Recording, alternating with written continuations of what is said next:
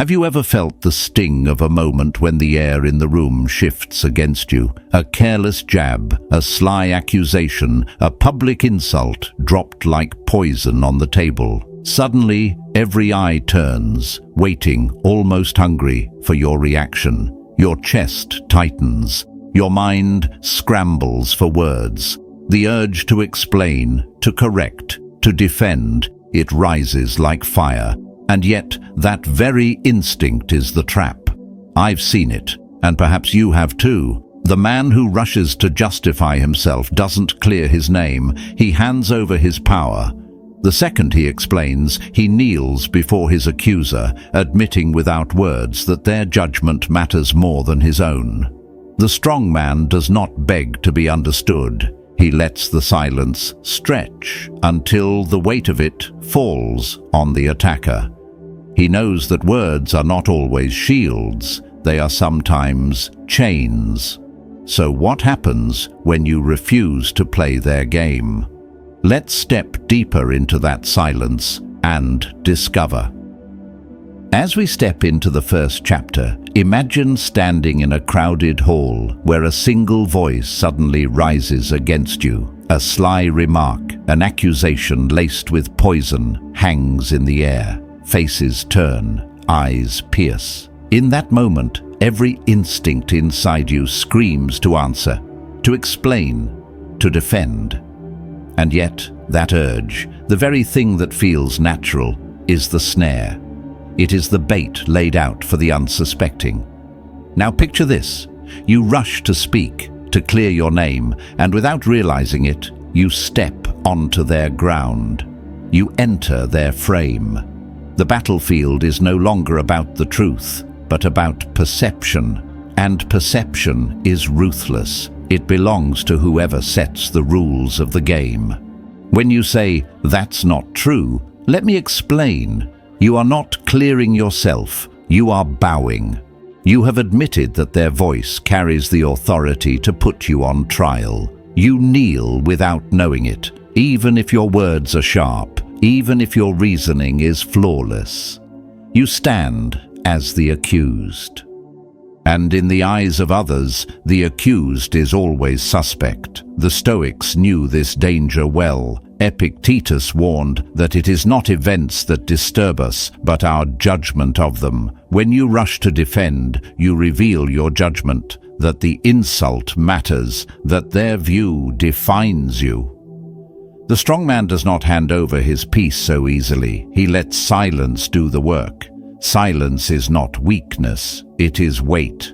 It hangs in the air heavier than any argument. Marcus Aurelius himself wrote that the best answer to anger is silence, and silence is not retreat, it is mastery. Think of the lion accused of being dangerous. Does it issue a statement? Does it plead for its innocence? No. It simply stares, calm and unmoved. That stare alone plants fear, not justification. The same truth holds for us. When someone tries to paint you guilty, your calm refusal to step into their frame is the strongest answer you will ever give. Only the insecure rush to justify themselves. Only the fearful scramble to explain. The strong let the storm crash against them, and they do not flinch. That composure unsettles the attacker more than any rebuttal could. The one who defends kneels. The one who holds still commands. And from here, we move to an even deeper lesson: the predator's silence.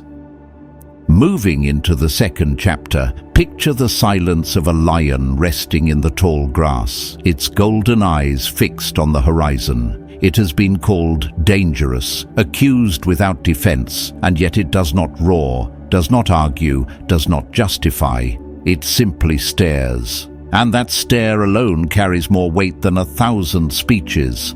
That is the silence of power. The silence that Machiavelli once warned us about when he said, "He who explains submits."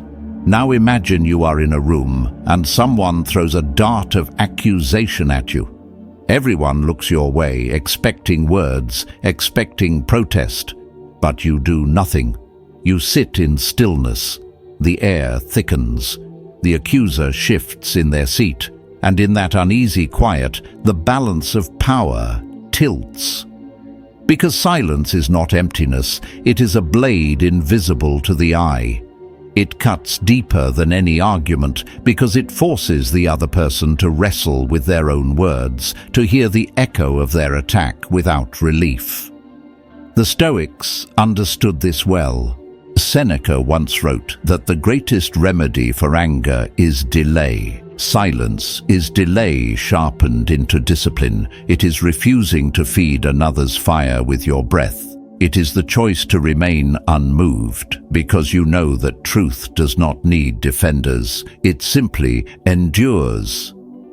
To defend yourself is to confess that another's judgment has weight. To remain silent is to show that no judgment can reach you. I once saw this unfold in a crowded hall.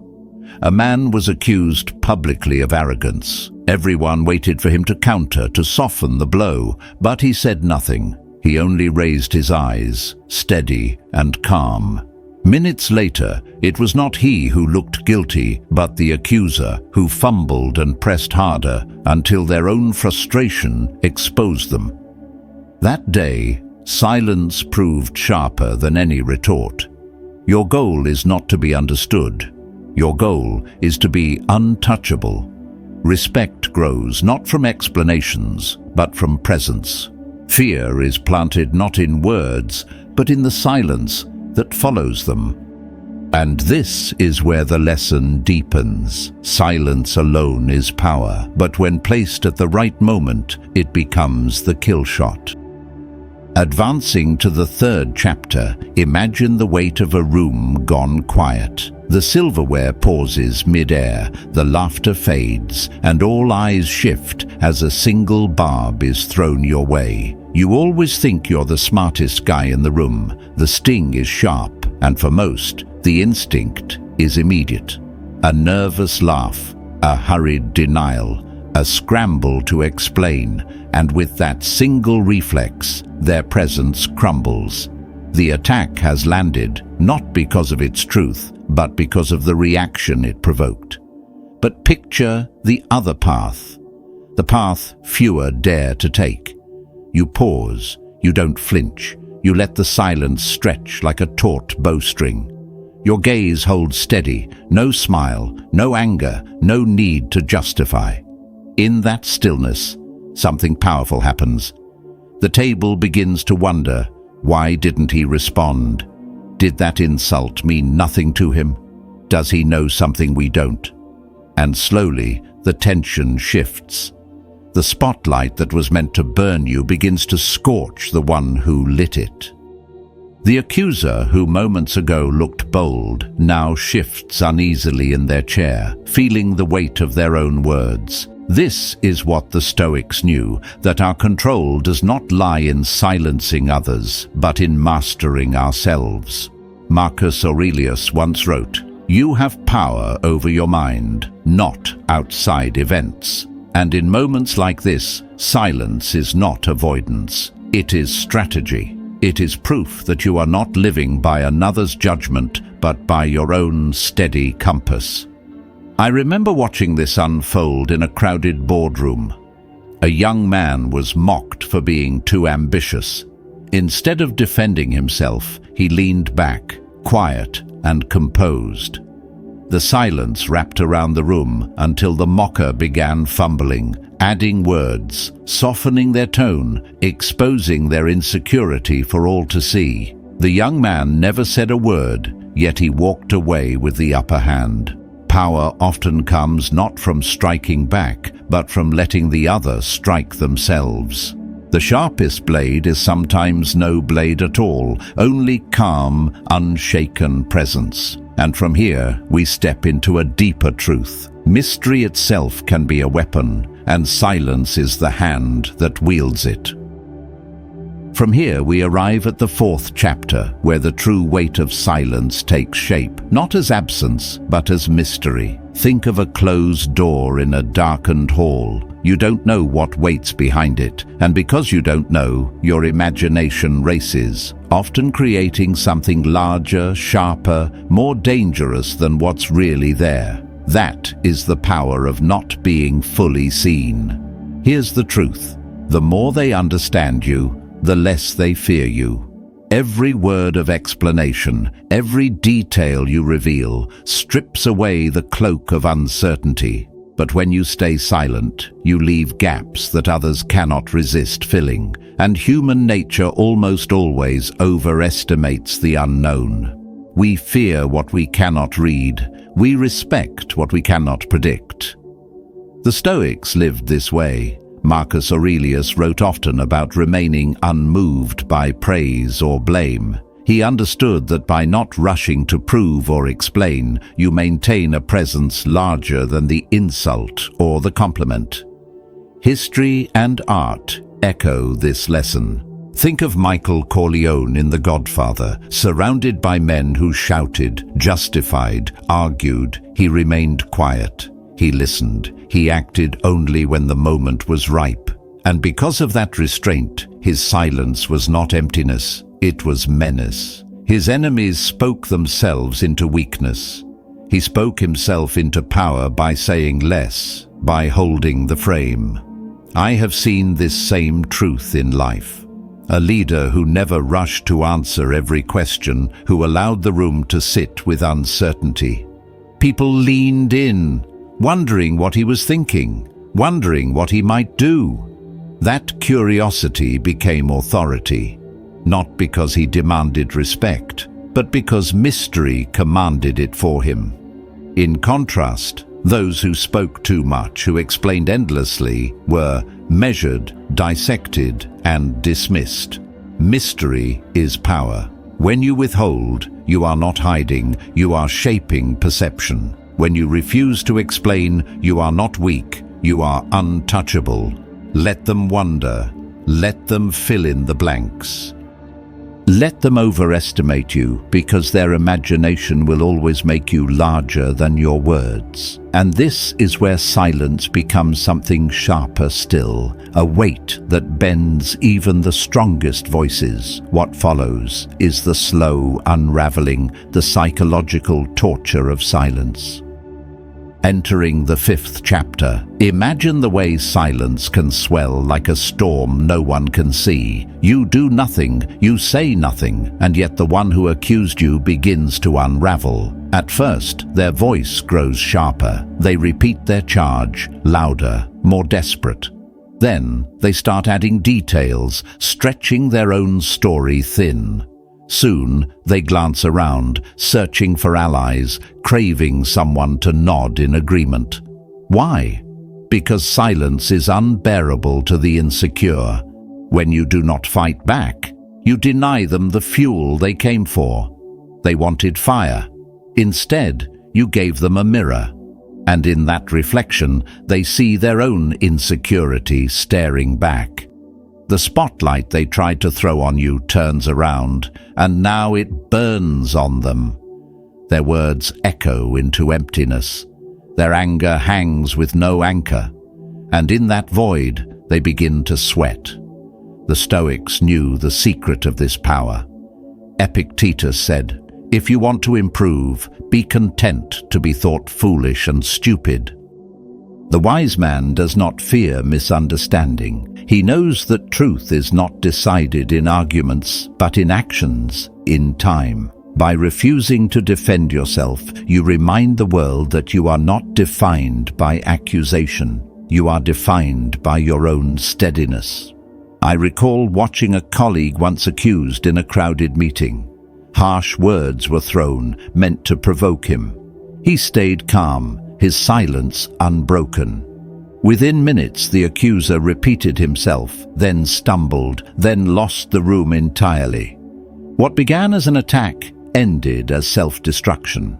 The silent man never lifted a finger, yet he won. That is the torture of silence. It does not crush with force, it corrodes from within. It leaves the attacker exposed, unraveling under their own noise. Your strength is not in proving them wrong, it is in letting their own words betray them. So hold your silence, let it stretch, let it bite. And as it does, it will lead you to the next weapon, reframing the very attack itself and turning it back on the attacker. At this stage, the game shifts from silence to precision, from holding ground to flipping the frame. Imagine standing steady while an accusation cuts the air, sharp, intended to pierce you. You're manipulative, someone sneers. Most people panic, scrambling to soften the words, to plead their innocence. But you, instead, tilt the mirror back. Only those who cannot be influenced say that. Now the blade is in their hands, and they feel its edge. Here's where power reveals itself. Not in denial, not in defense, but in reframing. Machiavelli knew this cold counter well. Never fight on their terms, redefine the terms. When someone throws your arrogant as a stone, you need not duck. You simply place it back in their palm with calm precision. Confidence tends to bother the insecure. In that moment, you are not the one cornered. They are. Their words, meant to wound, now demand their own defense. The Stoics spoke of this indirectly. Epictetus reminded us that no insult can harm unless we consent to it. By reframing, you refuse consent. You do not wear the label thrown at you. You hand it back with clarity. It is not cruelty. It is discipline. You are not defending yourself. You are exposing the weakness behind their attempt. I once watched a man accused of selfishness during a heated discussion. He didn't flinch. He didn't justify. He replied, "Funny how people call it selfish when they no longer benefit from your choices." Silence followed. His accuser had no reply, only the uneasy realization that the arrow had turned. That's the power of reframing, the calm twist that leaves the attacker tangled in their own net. Remember this. Every accusation is an invitation to play on their field. Decline the invitation. Shift the field. Force them to explain what they meant, to scramble under the weight of their own words. If you felt the sting of labels thrown at you, write one word in the comments. Frame. Let it be your reminder that you choose how the story is told. And if this message resonates, subscribe now to keep sharpening your silence into presence and your presence into power. Because the coldest counter is not noise, it is clarity, delivered like ice. And from here we'll see how this discipline plays out when the attack comes in public, under the eyes of the crowd. Entering the 7th chapter, let's step into the charged atmosphere of a boardroom where the air suddenly shifts. A senior manager leans forward, voice sharp, and declares in front of the entire board, "I think your strategy is reckless." The words land like a strike. The room freezes. Papers pause mid-turn, glances dart around, and all eyes fix on the one man in the crosshairs, the CEO. This is the moment where most would lean forward, scramble to defend, rush to protect their name. But he did not. Instead, he leaned back. He let silence stretch. Seconds became knives, cutting into the accuser's confidence. The entire room sat suspended in his composure. And then, with calm precision, he spoke. "Interesting. Tell us your strategy." A single sentence, delivered not as defense, but as invitation. And suddenly, the frame shifted, the spotlight moved. The challenger, who had appeared bold, was now exposed. Their plan was unprepared, their words brittle. They stumbled, backpedaled, tried to patch the holes as the weight of the moment crushed their bravado. Within minutes, the entire boardroom saw the truth. The challenge had no foundation. This is what the Stoics taught. power is not in reacting quickly, but in holding steady until the other collapses under their own weight. Seneca wrote, "He who is quick to anger is quick to fall. To defend rashly is to surrender your ground. To remain calm is to force your enemy to reveal themselves." The CEO did not win the argument by clever words. He won by refusing to carry the burden placed on him. He let the attacker trip over the rope they had tied. I once saw a similar moment in another setting far from business. A teacher accused unfairly in front of students. He did not rush to clear his name. He simply asked, "And what would you have done differently?" The question revealed the accuser had no answer. In silence and composure, the authority of the teacher deepened.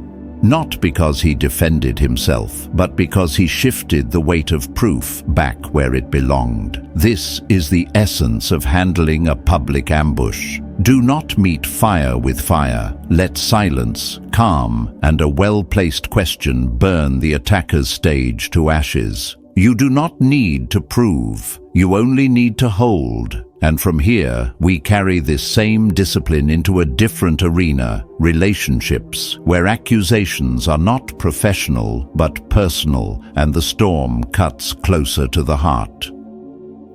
Advancing to the 8th chapter, we step away from boardrooms and strategy tables into the raw battlefield of the heart. Here, the attacks are not wrapped in corporate language, but in emotion, in words meant to pierce where you are most vulnerable. Picture a quiet evening turning sharp as your partner looks at you and says, "You don't care about me anymore." The air thickens, the accusation cuts deeper than steel, and most men panic. They rush to explain. They scramble to list proof. Times they showed love, sacrifices they made, things they gave up.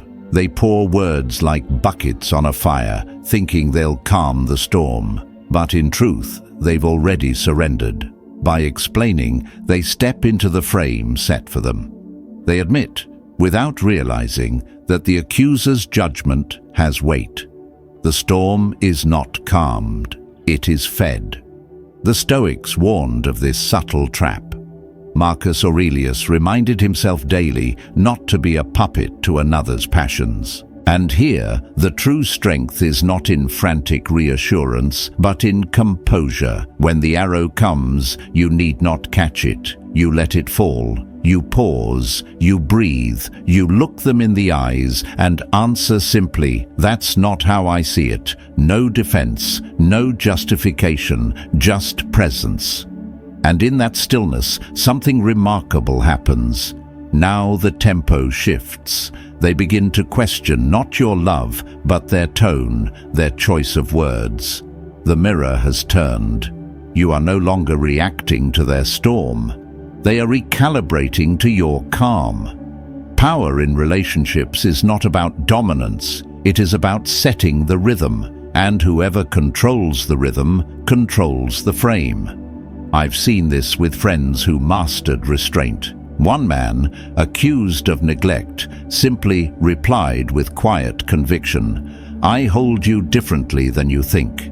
It unsettled the anger, softened the air, and forced reflection. His calm carried more truth than paragraphs of defense ever could. Love, like war, has its ambushes. But the one who steadies the rhythm holds the ground. And this lesson leads naturally to the next, where the ultimate weapon is not words or presence, but vanishing completely. Advancing to the 9th chapter, we step into the coldest and most devastating move of all, disappearance. Imagine this. Someone circles you with words sharpened like blades, each designed to pierce, to provoke, to pull you into their storm. They wait for the clash. They want your defense. They want your fire. But instead, you vanish. No reply, no acknowledgement, no reaction. And in that void, the real unraveling begins. Not yours, but theirs. Now picture their mind at work. The silence gnaws at them. They post more. They gossip louder. They reach for allies. They throw new accusations into the air, desperate to bait you back into the fight. Yet every attempt makes them look smaller, weaker, more obsessed. They shout into the void, but the void does not echo, and the crowd sees it clearly. One man chasing, the other unmoved. Who looks stronger? Who looks desperate? Presence in absence is a weapon sharper than any word. The Stoics knew this form of power well. Epictetus wrote, "If you wish to be invincible, do not enter into combat where you cannot control the field. Disappearance is the refusal to fight on ground that is not yours. It is not cowardice. It is clarity. You are not required to respond to every insult, not bound to dignify every provocation with your attention. In fact, to vanish is to strip your enemy of the only thing they crave, your energy. Without your presence, their drama starves." I once watched this unfold between two business rivals. One spent months attacking the other in meetings, in emails, even in public forums. The other said nothing. He carried on with his work, building in silence. Over time, the attacker looked like a man obsessed, ranting at shadows, and the one who disappeared gained respect precisely because he refused to descend into the mud. His silence was not retreat. It was dominance without a single strike. You do not win by proving them wrong. You do not win by correcting their lies.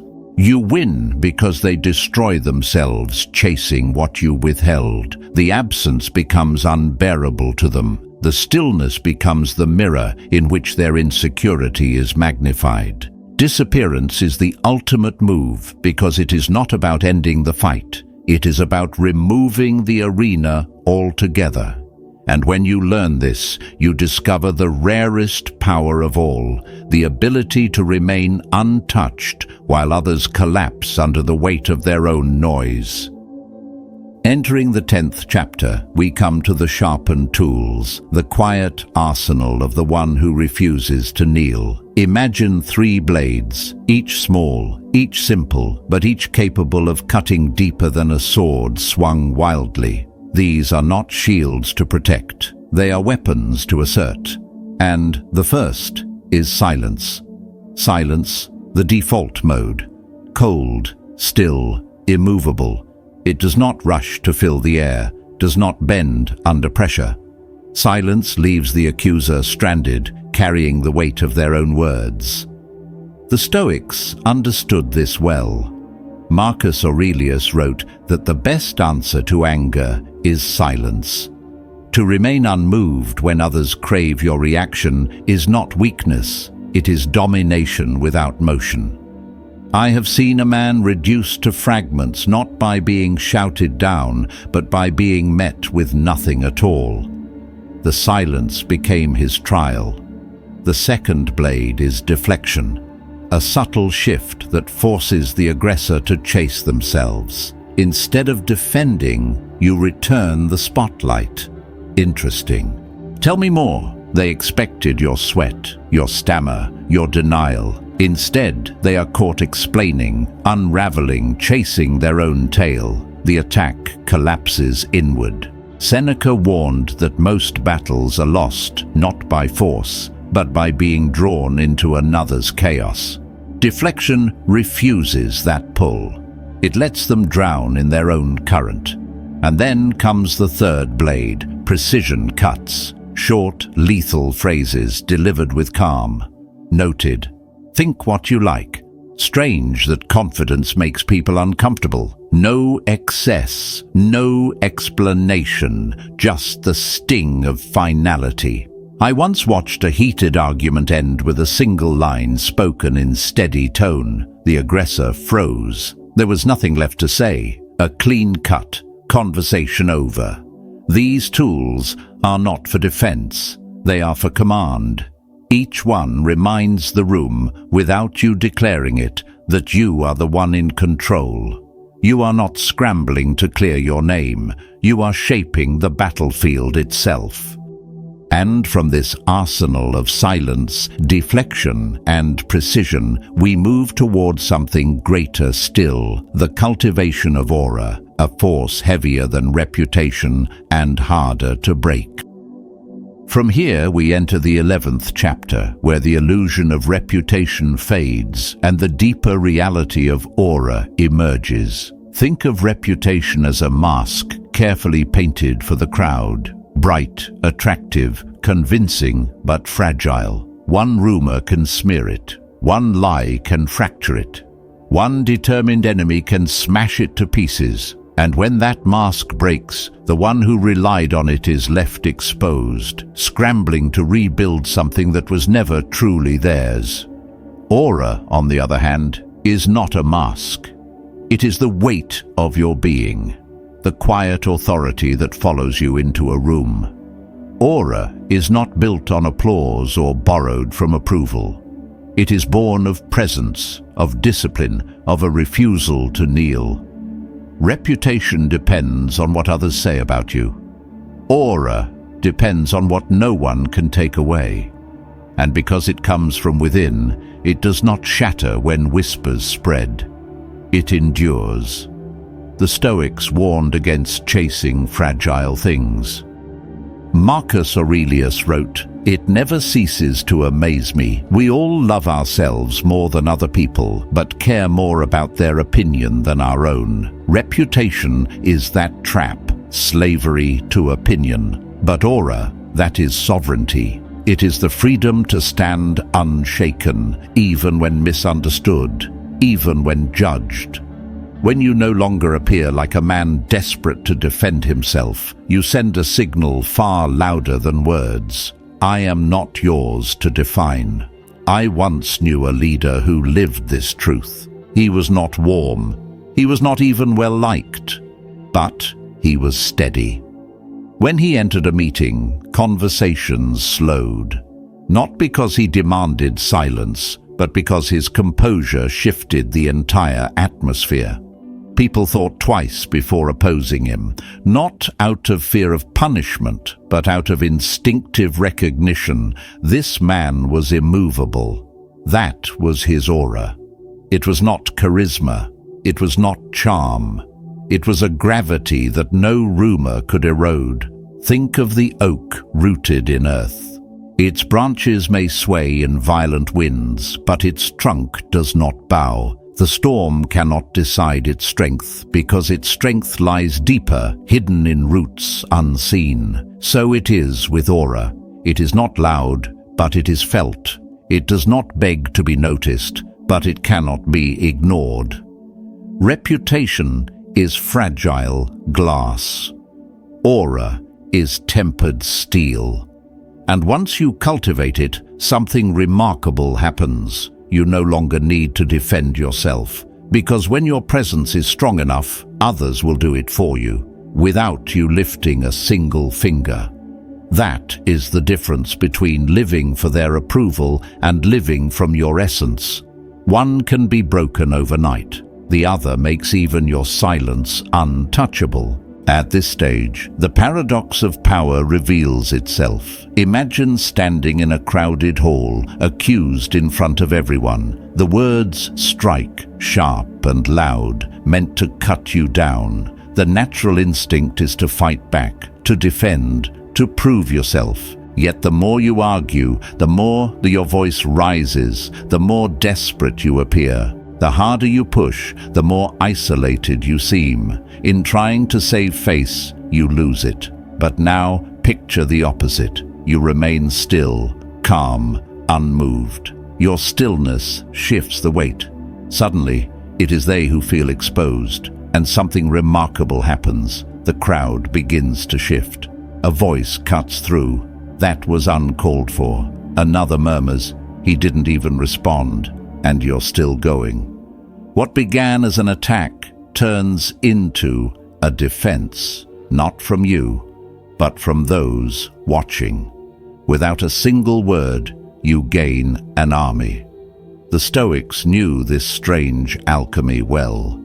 Epictetus reminded his students, If you are ever tempted to look for outside approval, realize you have already set your mind in chains. The man who needs to defend himself shows dependence on the crowd's judgment. The man who stays silent shows that he needs nothing. And paradoxically, that is what draws the crowd to his side. They will fight for the one who does not beg. They will shield the one who does not plead. I recall a scene in a courtroom years ago. A lawyer tried to humiliate a witness, pressing harder and harder, hoping to provoke a mistake. But the witness stayed quiet, answering only with measured pauses and steady eyes. Soon, even the jury began to frown, not at the accused, but at the accuser. Whispers stirred. The aggressor looked cruel. The silent man looked strong. And by the end, it was not his words, but his composure that won the room. This is the paradox. When you rush to clear your name, you plant seeds of doubt. When you refuse, you plant seeds of respect. The crowd becomes your shield. They defend you freely without prompting, because your silence makes your accuser appear louder, weaker, more insecure. What could be stronger than having an army rise around you without you lifting a single finger? The lesson is simple, but not easy. Resist the urge to justify. Hold the frame. Let your presence, not your words, speak for you. For when you master this, you discover an even higher level of strength, the stage where you no longer need the crowd at all, because your very aura dissolves accusations before they touch you. Advancing to the 13th chapter, we arrive at the summit, the place beyond words, beyond silence itself. Picture this. Someone hurls an accusation at you, sharp as an arrow, but before it even reaches you, it falls away like rain striking stone. It does not stick, it does not stain, and you did not need to deflect or even to ignore. It simply dissolved in the presence you carry. That is not silence alone. That is presence. Here's where the difference becomes clear. Silence is an action. You choose not to speak, not to react. Presence is what you are. It is the calm gravity of a man who has trained himself never to explain, never to justify, never to beg for validation. It is a way of being so rooted that others sense, without needing proof, that you are untouchable. Marcus Aurelius wrote, "The soul becomes dyed with the color of its thoughts." When your thoughts are steady, your presence cannot be shaken. You no longer fight accusations. They slide off you because they were never yours to carry. I remember a man whose reputation was attacked viciously in public. Lies spread, rumors multiplied, and people waited for his defense. But he never lifted a finger. He moved forward steadily, untouched by the storm around him. Weeks later, the stories burned themselves out, and strangely, he emerged with more respect than before. Not because he fought, but because he didn't need to. His existence was his defense. The truth lived in the way he walked, not in the words he spoke. This is the highest level, the stage the Stoics aimed for. Seneca reminded us that the wise man is content with himself. To be content with yourself is to remove the hooks that others try to lodge in you. No rumor can drag you. No insult can tether you. No attack can define you. When you are so composed, so unmoved, so far above petty squabbles, you no longer rise above the noise. You make the noise irrelevant. And that is when you become truly untouchable. You don't ignore accusations. They simply fail to land. You don't defend yourself. You don't need to. Your presence itself is the fortress, invisible yet undeniable. From here, the journey closes not with a clash, but with stillness. The lesson is not about words or comebacks, not even about silence as a tactic. It is about becoming the kind of person who cannot be reduced, who cannot be shaken, because he has nothing left to defend. Subscribe now for inner strength.